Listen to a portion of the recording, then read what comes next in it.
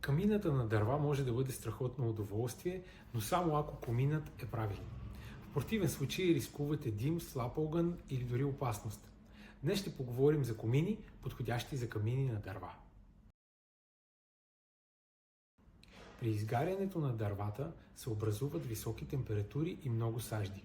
Това означава, че коминът трябва да издържа на топлина, да има добра тяга и да е устойчив на киселинност и конденс.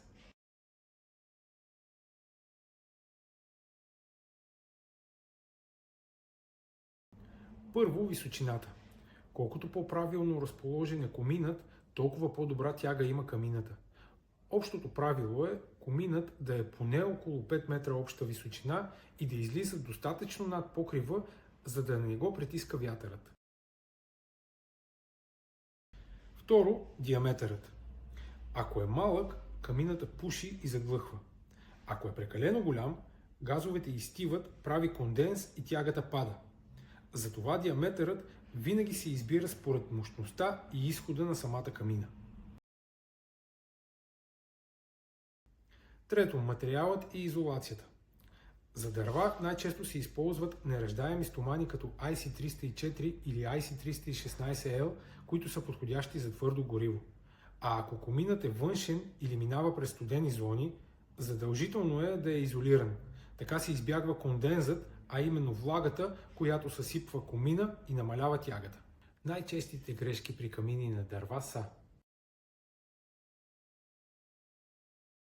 първо, коминът е нисък или във ветрова сянка на покрива. Ветрова сянка е зона на покрива, където вятърът образува завихрения или обратно налягане, вместо да обдухва свободно комина. Ако коминът попадне в такава зона, тягата отслабва или дори димът може да се върне обратно във вашето помещение.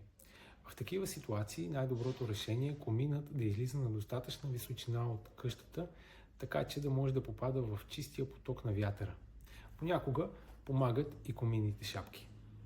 Второ, твърде много хоризонтални участъци. Хоризонталните участъци са частите на тръбата, които вървят настрани. Колкото са повече и по-дълги, толкова повече убиват тягата, създават конденс и правят задържането на саждите повече. Затова коминът трябва да е максимално вертикален. Трето, неизолиран външен комин и после конденс. Всички изброени причини водят до пушек в стаята и слаб огън. И не забравяйте, че камината на дърва прави сажди.